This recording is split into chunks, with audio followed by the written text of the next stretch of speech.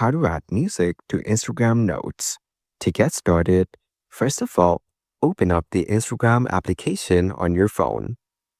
You will then be taken to the Instagram homepage. Here, you can view the posts and stories of your friends or people that you follow on Instagram.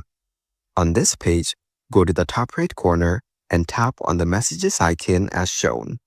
Here, you can view your messages with friends on Instagram.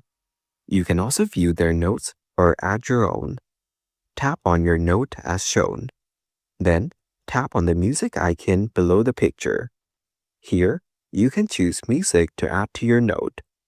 You can also search music you're looking for by typing it in the search bar. Now choose a music according to your choice and tap on it. You can also choose the length of the music you want to keep. Once you're done, tap on Done as shown. Now tap on the Share button to share this note with your friends on Instagram. Following these steps, you can easily add music to Instagram Notes.